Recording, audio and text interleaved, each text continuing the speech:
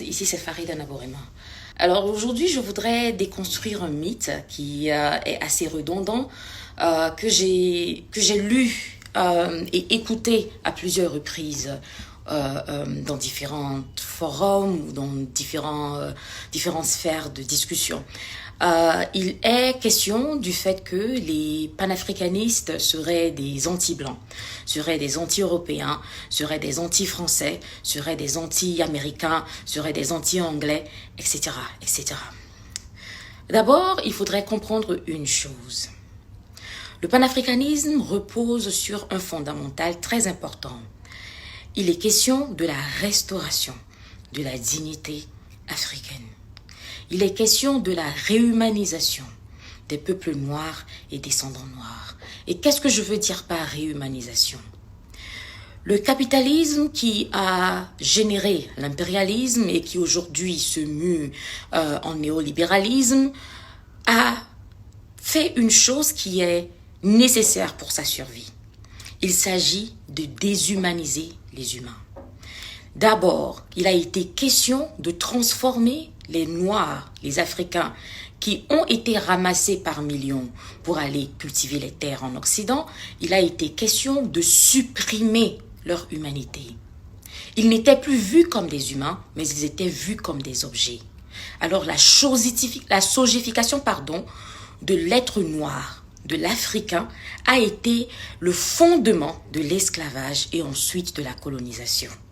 Quand on regarde même les tests juridiques qui ont régi ces deux choses, la colonisation et l'esclavage, en France, on a le Code noir qui a été publié au XVIIIe siècle et ensuite on a le Code de l'indigénat qui a été publié au début du XXe siècle. Ces deux codes qui sont des mécanismes juridiques qui expliquent, justifient et tolèrent et favorisent même l'esclavage et la colonisation avaient défini les peuples noirs, au début les esclaves et ensuite les indigènes, comme des êtres subalternes. Nous n'étions plus vus comme des humains, mais comme des unités de production. C'était important d'abord pour la conscience humaine occidentale, pour les humains occidentaux, pour les blancs dont vous parlez souvent, de ne voir en nous pas des êtres humains comme eux, mais des objets, des unités de production. On pouvait être acheté, vendu, revendu, réacheté comme des bêtes. Nous étions vus comme des animaux qu'on utilisait pour labourer les champs, au même titre que les vaches. Et ensuite, nous étions vus, durant la colonisation, comme des purs consommateurs. Pas des consommateurs volontaires, mais des personnes qu'on force à consommer les produits de l'Occident afin de faire continuer la machine capitaliste.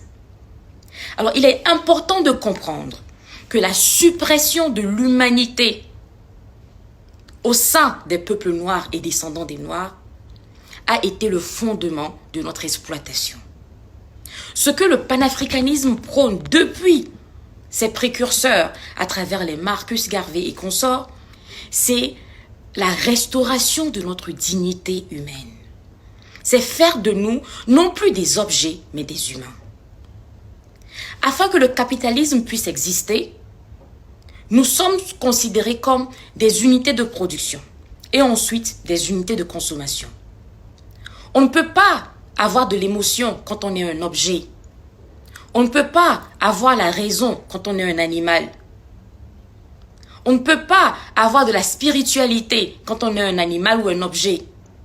Alors quand on nous voit comme un objet, comme on verrait une bouteille d'eau, comme on verrait un sac à main, on n'est pas coupable et on ne se sent pas coupable d'exploiter un objet.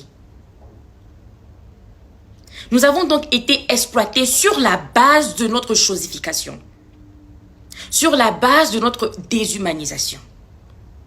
Alors ce que fait le panafricanisme, c'est dire que l'être humain noir est un être humain à part entière. Il a des ressentis, il a des émotions, il raisonne, il sait ce qu'il est bien pour lui. Il peut choisir, il peut décider pour lui-même.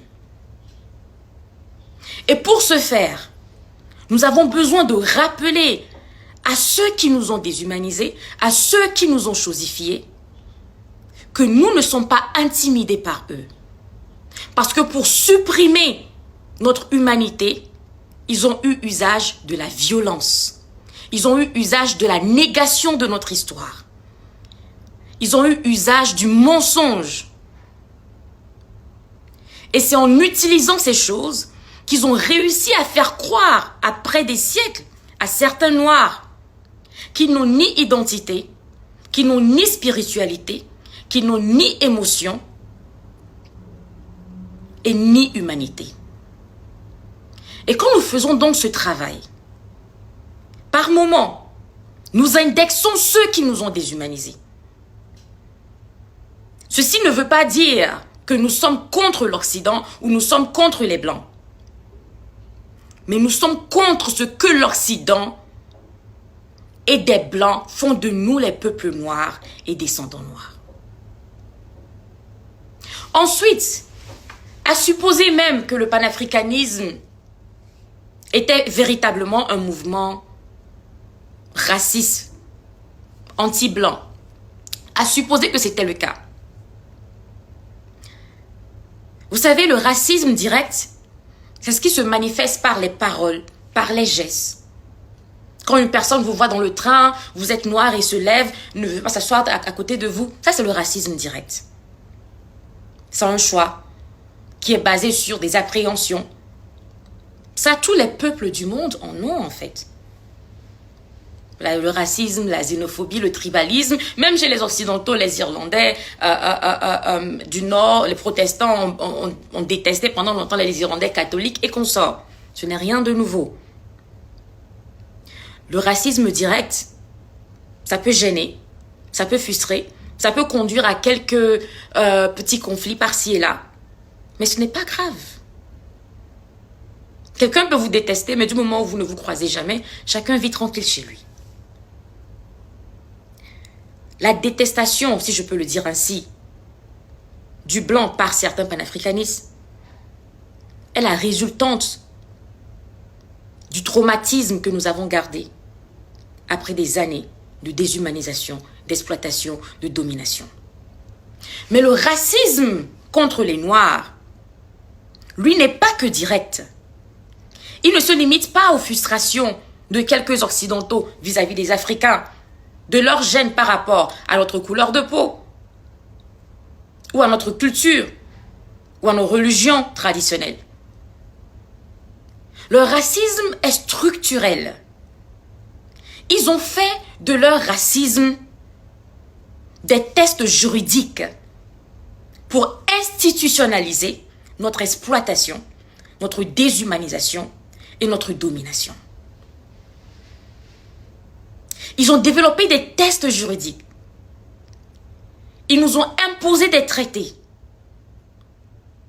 qui font qu'aussi fort que nous nous battons, et peu importe combien nous travaillons, nous soyons toujours en deçà de leur peuple. C'est ce racisme structurel qui est incarné par les tests et les institutions qui dirigent le monde aujourd'hui, qui est le plus grave, qui est le plus dangereux. Et c'est ce que nous devons combattre. Alors nous ne pouvons que le combattre en appelant les choses par leur nom. On ne peut pas combattre des phénomènes qu'on n'est pas capable de désigner. La France-Afrique, par exemple. Le franc CFA, par exemple. Le système néolibéral, par exemple. Les institutions de Bretton Woods, par exemple. À savoir le FMI, la Banque mondiale et consorts. On ne peut pas combattre des phénomènes qu'on ne peut pas citer. Alors il faut comprendre ces enjeux avant de dire certaines choses. Nous sommes pour la restauration de notre dignité en tant que peuple noir. Farida Nabourima, je vous remercie.